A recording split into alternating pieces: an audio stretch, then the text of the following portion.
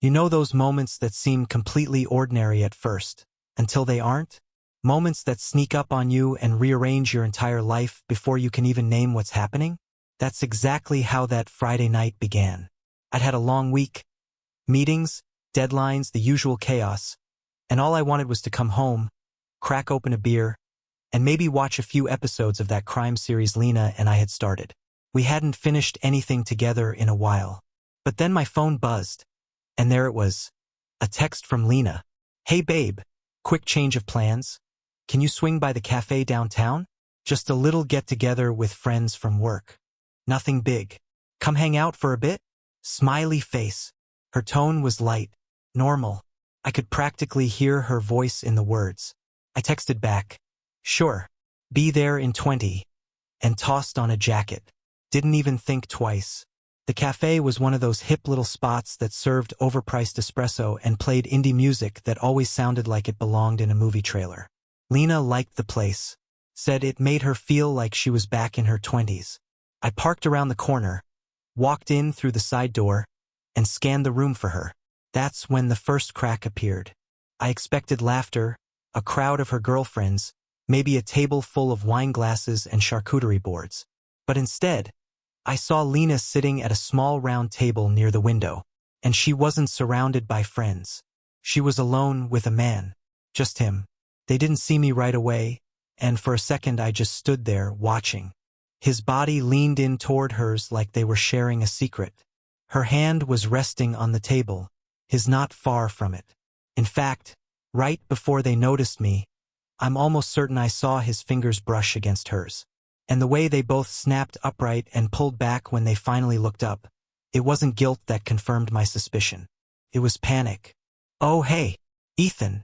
Lena stood up a little too fast, knocking her knee against the edge of the table. Her smile was bright, but strained.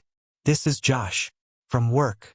We were just finishing up something for Monday's strategy meeting." Josh stood too, but slower. He offered his hand stiffly. "Hey man," he said, like it was the most natural thing in the world. I shook his hand without really feeling it. My eyes flicked from him to Lena, then back. She was already gathering her purse like she was about to leave, or maybe like she wished she'd left a few minutes earlier. "What happened to girls' night?" I asked, keeping my tone easy. I didn't want to sound accusatory. I didn't even know why I asked that. I already knew the answer. She gave a quick laugh. "Oh, that was supposed to happen, but everyone flaked. Just ended up talking shop with Josh. I figured you could join us for a drink before we head home." The way she said "we" stuck in my mind, like she and Josh were already part of something. A we that didn't include me. I sat down next to her, more out of habit than comfort. My chest was tight, but I smiled anyway. "Sure. Sounds good." For the next 15 minutes, I played the part of the understanding boyfriend. Asked Josh a few polite questions about his job. Nodded while Lena recapped some marketing presentation she'd been working on. I even joked about how the two of them looked like CIA agents when I walked in. Lena laughed a little too hard. But underneath all of it, my mind was spinning. The way they interacted didn't sit right. The chemistry was too casual, too familiar. The kind of connection that doesn't come from a few meetings at work. It was the kind of rhythm people fall into when they've spent time together, real time, not just office hours. And the way she looked at him when she thought I wasn't watching, it wasn't the look of a colleague. It was softer, curious, like she was trying to memorize his face. I sipped my coffee, nodded at all the right moments, but my heartbeat was thunderous in my ears. It was like my body had already figured it out, even before my brain caught up. There was something going on. Couldn't prove it. Not yet. But I felt it like a tremor beneath the surface of my life. When Josh finally said he had to go, he stood, gave me another quick nod, and said something about needing to finish a deck before Monday. Lena wished him luck and waved as he left, but she didn't offer to leave with me right away. She stayed seated, swirling her drink around like she needed a minute to regroup. I looked at her then, really looked. She wore makeup, but not too much, just enough to look effortless. Her dress was a little more form-fitting than usual. New maybe, and her perfume was stronger than the kind she normally wore to work.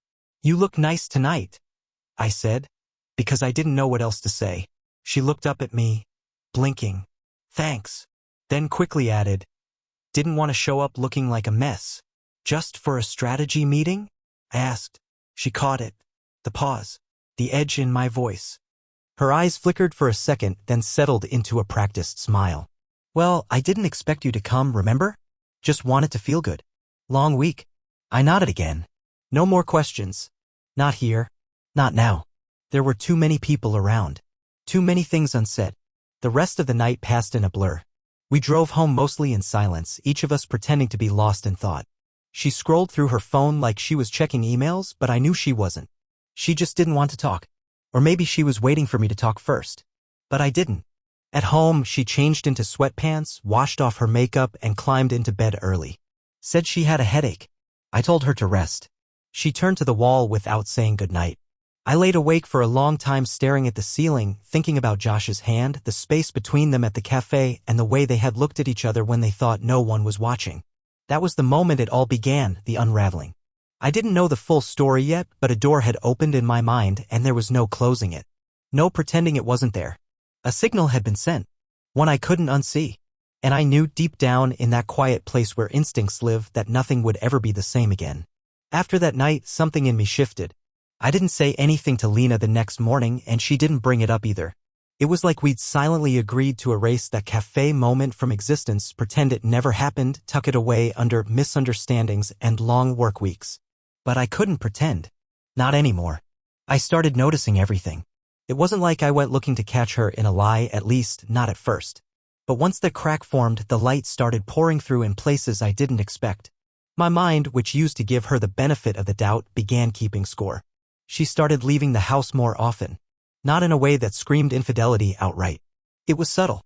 A new client dinner, a last-minute meeting, and I'm grabbing drinks with the team, don't wait up. These were things she'd never done before, not in our 8 years together. Lena used to be home by 6 most nights. She used to text me when she left work. Now, I'd get vague updates or nothing at all until 10 or 11. Then there was her phone. She used to be the kind of person who left it face up on the counter. We both did. We never had anything to hide. But after that cafe evening, her phone became a fixture in her hand. Always within reach. Always screen down. She'd take it into the bathroom, to the laundry room, even when she was just stepping outside for a minute. I don't think I heard a single notification sound for weeks. It was always on silent. At first, I told myself she was being respectful, not letting it disturb our time together. But that story didn't hold up when she started texting during our dinners or checking it every time I left the room. And then there were the clothes. This one took me a while to notice, but when it hit me, it hit hard. Lena's style had shifted. It wasn't drastic, just different. A little more polished, a little more daring. New blouses I hadn't seen before, more fitted dresses, heels she used to say were too uncomfortable for work. She started doing her hair in ways she hadn't since our early dating years. And her perfume, she started wearing the one I bought her for our anniversary, the expensive one she used to save for special occasions. Only now, she wore it on random Tuesday nights when she was supposedly working late. I tried to bring it up once. Lightly. Babe, you've been dressing up a lot lately. You have a big presentation coming up or something? She laughed it off. I just want to feel good again. You know how winter gets me down, gotta fight it with a little glam. I nodded like that made sense. Like it hadn't stung to realize she didn't dress up like that when we went out anymore. Our connection, the little day-to-day things that held us together, started to fade too. I'd tell her about my day and she'd nod along distractedly. She didn't ask follow-up questions. She didn't laugh at the dumb stories from work the way she used to. Most of our conversations became checklists, groceries, schedules, don't forget the power bills due. And the physical side of our relationship? Non-existent. At first, I blamed myself. Maybe I'd let the romance slip. Maybe I wasn't showing her enough affection. So I tried. I cooked her favorite pasta one night. Bought her flowers randomly. Left a note in her coat pocket before she left for work.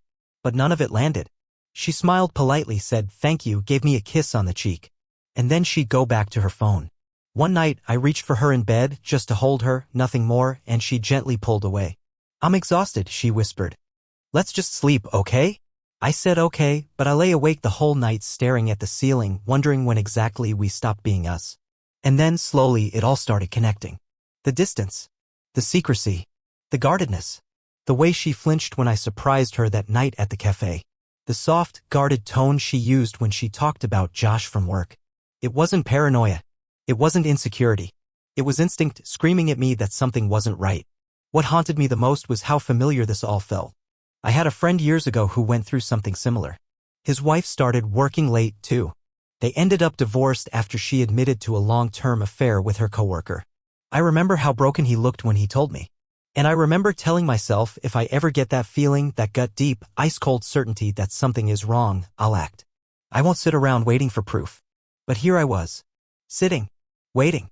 Because even though the signs were there, even though the puzzle pieces were lining up, I didn't want to be right. I didn't want this to be the truth about my life. I didn't want Lena, the woman I'd laughed with, built a home with, trusted completely, to be capable of this. I kept thinking back to one moment months ago. We were driving back from a weekend trip to the mountains. Just us, no distractions. She reached over and held my hand on the steering wheel and said, "We've been through a lot, but I still feel lucky it's you." And I had believed her. Every word. Now, I wasn't sure if she had meant it or if it was just a rehearsed line, something you say when you're living two lives and hoping the person sitting next to you never notices. The next few days, I found myself watching her the way a stranger might. Studying her every expression. Listening for slips in her stories. I started keeping track of when she left and when she came home, noticing how those times didn't always line up with what she'd told me. There was one evening she said she had a late call at the office, but when I called the landline, no one picked up. She later said they were using a conference room away from the phones. Another time, she said she was grabbing drinks with a coworker who'd just gotten promoted, but when I casually asked her how the celebration went, she couldn't remember what they drank. Little things. Sloppy things. But not enough to accuse her. Not yet. One night, we sat on the couch watching a movie we used to love. She laughed at all the same parts, or at least she tried to. But I could tell it was forced. Her eyes kept flicking to her phone and she kept adjusting her position like she was waiting for the moment she could get up and leave. That's when it really hit me. She was already gone. Maybe not physically. Maybe not fully. But emotionally? She wasn't in that room with me. She was somewhere else. With someone else. And as much as I wanted to deny it, the truth was already taking shape. This wasn't about stress. Or burnout. Or a rough patch. This was about someone else. Someone she laughed with when I wasn't around. Someone who made her feel excited again. Someone who wasn't me. It happened on a Sunday evening. Rain tapping lightly against the kitchen window, the smell of leftover takeouts still hanging in the air, and Lena upstairs taking a bath, humming to herself like everything was normal. And maybe it would have stayed that way, quiet, uneasy, but not yet broken, if I hadn't seen the tablet. It was her old one. An iPad she hadn't used in months, probably forgotten underneath a pile of cookbooks and unopened mail on the counter. I moved it to make space for my laptop and saw it light up. No lock screen. No password. At first, I hesitated.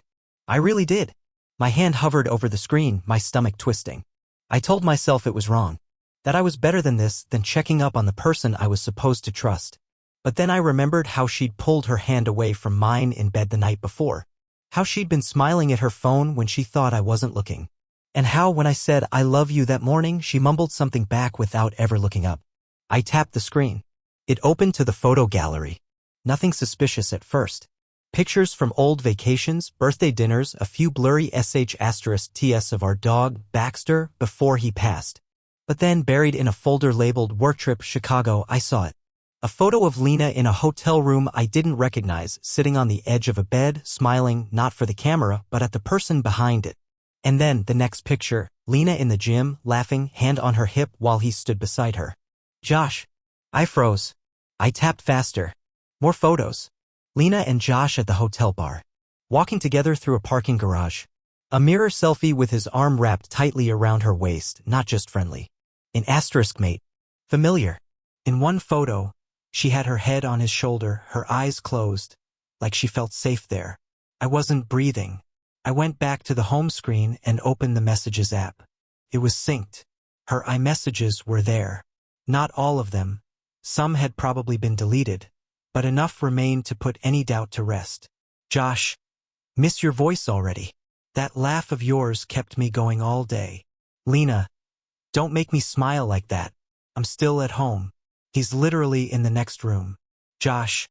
Can't wait for next weekend. Counting down. Lena. Same. I'll pretend I have a networking thing. He never asks questions. And then the audio files. I didn't even know the Messages app saved those unless you chose to keep them. But she had. Maybe by accident. Maybe because they meant something to her. I pressed play. Lena's voice came through softly, playfully. He doesn't suspect anything. Honestly, he still thinks I'm just stressed. It's almost sad. Another file. I hate pretending to be asleep just to avoid talking to him. But I don't know how else to keep the peace. I didn't cry. Not right away. I just sat there on the cold kitchen floor, the tablet resting on my knees like it weighed 100 pounds. The rain outside had stopped, but I barely noticed. The whole world felt still, like the moment before an earthquake, when everything is waiting to shatter. She came downstairs 20 minutes later, wrapped in her robe, hair damp and skin flushed from the bath. She smiled when she saw me. "Hey," she said casually, like I wasn't coming apart inside. "You okay?" I looked at her, just looked. And in that moment, I didn't see the woman I had fallen in love with. I saw someone else entirely. Someone capable of saying, "I love you," with her mouth and, "I don't mean it," with every hidden message, every whispered lie. I didn't say anything. Not yet. I stood up slowly, placed the tablet back on the counter, and walked past her. "Yeah," I said. "I'm fine." I wasn't. That night, I lay awake in bed while Lena slept beside me, completely unaware that I had seen everything. Her breathing was steady, peaceful even, like someone who had no idea the house was already burning down. I kept glancing at her, wondering how long it had been going on, wondering if there were nights she had come home from him and climbed into bed with me like nothing happened, wondering how many times I'd kissed her after she had kissed him. The thought made my stomach turn. I started thinking back over the past few months, replaying conversations, excuses, changes in routine. It all lined up now. The late nights, the sudden wardrobe changes, the distance, the forced smiles. It wasn't stress. It wasn't burnout. It wasn't the fading spark of a long relationship. It was an affair, a full-blown, calculated betrayal. The pieces of the puzzle weren't just fitting together, they were snapping into place with a cruel kind of precision. And the worst part? I think I'd known. Deep down, in that part of ourselves we try to ignore, I had known. But I didn't want to believe it. I kept hoping I was wrong. That maybe Lena was just going through something, that maybe we could fix it. But this wasn't fixable. This was a lie too big to come back from. The next morning, she got up before me.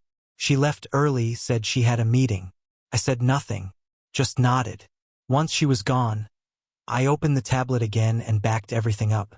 Every photo, every message, every voice note. I sent them to my email and saved them to a flash drive. Not because I wanted revenge. Not even because I planned to use them, but because I needed to know I hadn't imagined it. That this nightmare wasn't just in my head. Later that day, I sat in the car outside my office for nearly 20 minutes before going in. My face in the mirror looked older, tired, not from lack of sleep, but from the weight of betrayal. It ages you in ways no one prepares you for. That night, Lena came home like nothing had changed. She made dinner, pasta with that garlic cream sauce she knew I liked. She poured us both a glass of wine.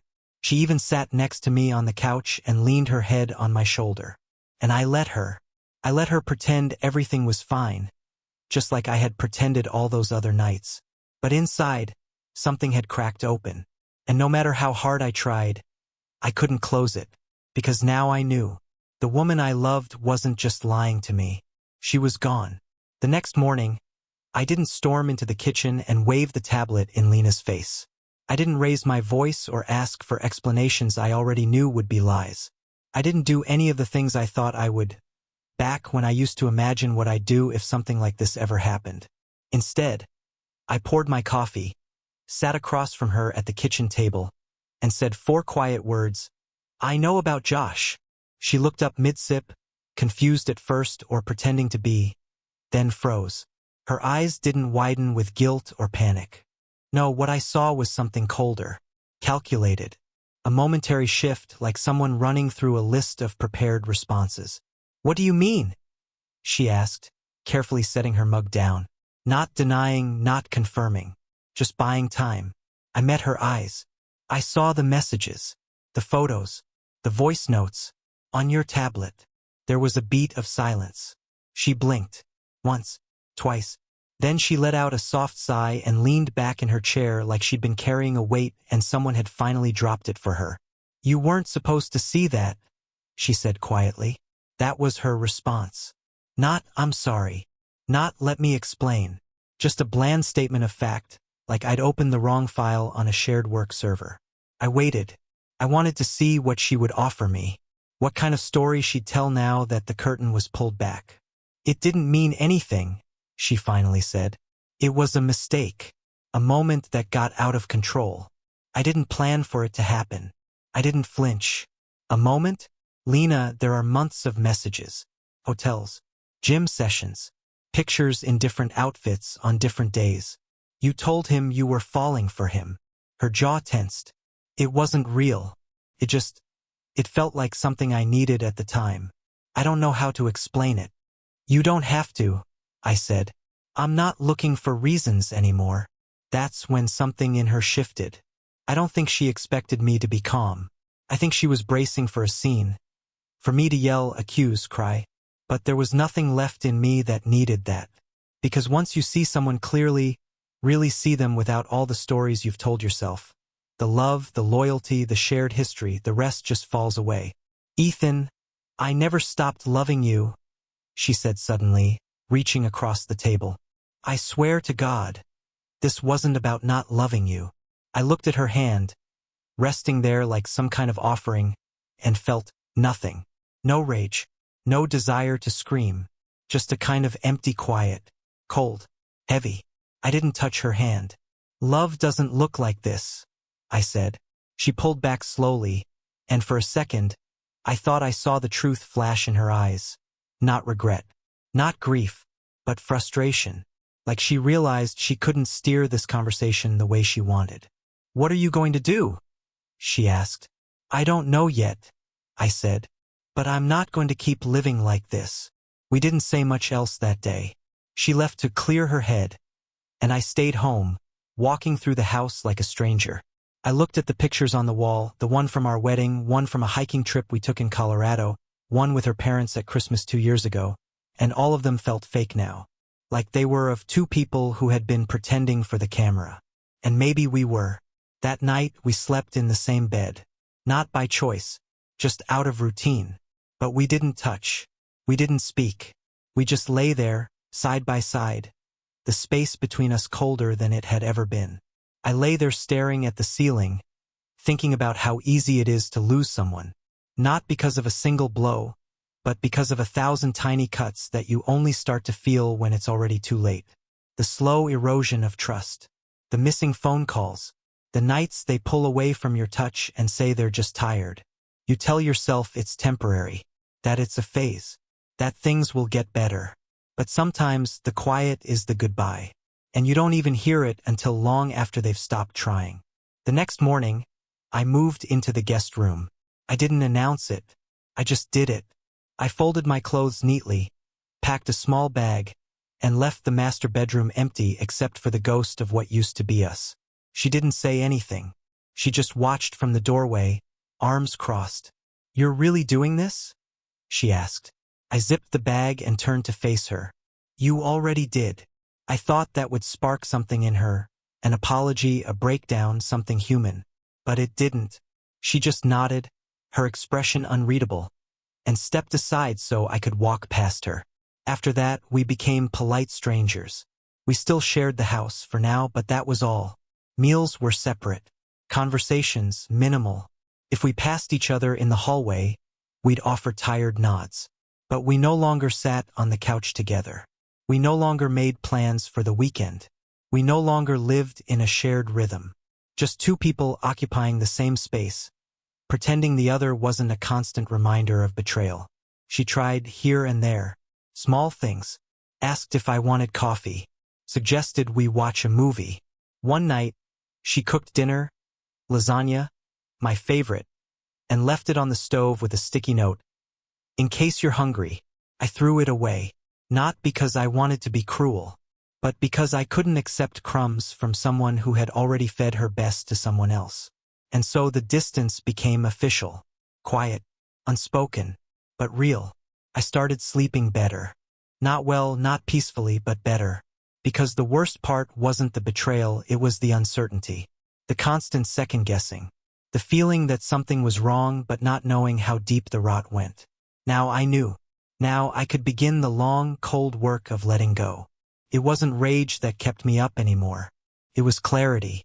The clarity of knowing the person you loved had chosen someone else. Not once, not in a moment of weakness, but over and over again, behind your back, while still saying I love you with a straight face. And once you see that, really see it, there's no going back. There's no pretending. There's only the truth. And the truth is a cold, sharp thing. It doesn't scream. It whispers, this is the end. The first thing I did was back everything up. That same night, after Lena had gone to bed, after the dishes were done and the lights were off, I sat at the kitchen counter with my laptop and the flash drive. The tablet's contents had been transferred days ago, but now I made copies. One for the cloud, one for the drive, one hidden on a spare external hard drive I labeled Taxes 2018, and tucked inside an old shoebox. I didn't know if I'd need them for legal reasons, or just for the times I started doubting myself. Proof. Incontrovertible proof. The kind that couldn't be spun or minimized or softened with. It didn't mean anything. It meant something. It meant everything. The next morning, while Lena was in the shower, I opened a new bank account. Different institution.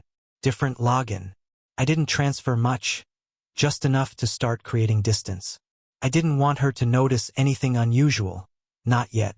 This wasn't about revenge. I wasn't trying to hurt her. I just wanted out. Clean, quiet, final.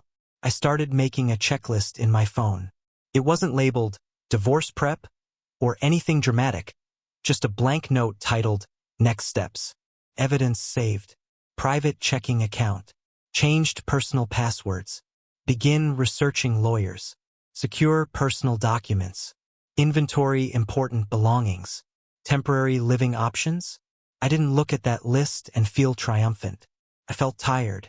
But underneath that exhaustion, for the first time in months, there was a flicker of steadiness, of purpose. In between work meetings, I called 3 law offices. I didn't even know what kind of lawyer I wanted. Aggressive, friendly, male, female. I just needed someone who knew how to do this the right way. I scheduled 2 consultations. Both were discreet. One of them offered evening hours. Perfect. That afternoon, I started slowly collecting what I'd need. I found my birth certificate, social security card, insurance documents. I made copies and hid them in my car's glove box, just in case. I dug out the old shoebox of receipts we'd used when filing jointly and sorted through which accounts had my name and which didn't. I had never imagined doing this. Not with her. We'd always joked that we weren't the divorce type. We said things like ride or die and no matter what. And yet here I was, silently preparing to sever the life I'd built around her. Brick by brick, drawer by drawer. But each step made the next one easier. The hardest part was pretending. I still had to exist in the same space as her. Sleep in the guest room. Nod politely when she asked if I needed anything. Keep my voice steady when she told me she had another late night coming up. Even though we both knew what that meant now. She stopped pretending after a while. Maybe she sensed it. That I wasn't just upset. I was done. There were no more arguments. No more half-hearted apologies. Just a dead air of coexistence. She stopped cooking. I stopped asking how her day was. Some nights, she wouldn't even come home until after midnight. And still, I didn't say a word. The silence became its own message. Took about 2 weeks to get everything ready. Slowly, deliberately, no moves that would set off alarms. I packed a couple of boxes, just the things that mattered. Old journals, my laptop, a few shirts I actually liked, a pair of boots I hadn't worn in years but didn't want to leave behind. Everything else could stay. I didn't care about the furniture. I didn't want the dishes. I didn't want to fight over the couch or argue about who paid for which chair. I just wanted out. I told my boss I might need some time off soon. Not because I was falling apart, but because I wasn't sure what the next month would look like. He didn't press. He just nodded and said, "Whatever you need, man." I didn't realize until then how much I appreciated that kind of support. The kind that doesn't ask you to relive the worst parts. Once the paperwork was ready, I printed a copy of the divorce petition. Not the final version, just the draft my lawyer had sent me after we'd gone through everything. Assets, shared accounts, the house. No kids, no custody battle. The cleanest version of a messy end. I put it in an envelope, along with the spare keys to the house. And a note. Just a short one. "Lena, this is not a fight. This is not revenge. This is me choosing peace. You chose your path. I'm choosing mine. E." I left the envelope on the kitchen table before I headed to work. Didn't text her. Didn't leave a dramatic voicemail. Just left it there, in the middle of the table we used to eat breakfast at every morning. She'd find it when she came home. And when she did, I didn't have to ask what her reaction was. I walked in that evening to find her sitting at the kitchen table, the envelope open in front of her. She wasn't crying. She wasn't shouting. She just looked like someone who'd been expecting this day for a while but still hadn't prepared for how final it would feel. She stood when she saw me. "Can we talk?" she asked. I didn't answer. She started, then shook her head as if realizing how useless words were now. "Is this really it?" "Yes," I said. She looked at me like she didn't recognize me. And maybe she didn't. Maybe this version of me, calm, clear, already emotionally gone, was harder to face than the man she expected to crumble. I walked past her, into the guest room, closed the door, and finally exhaled. I felt steady. Not healed. Not over it. But steady. Like I'd finally stopped waiting for something that would never return. That night, I lay in the quiet of the guest room, surrounded by packed boxes and the faint scent of the cedar drawers I used to keep my college notebooks in. And for the first time in a long time, I didn't feel like I was treading water.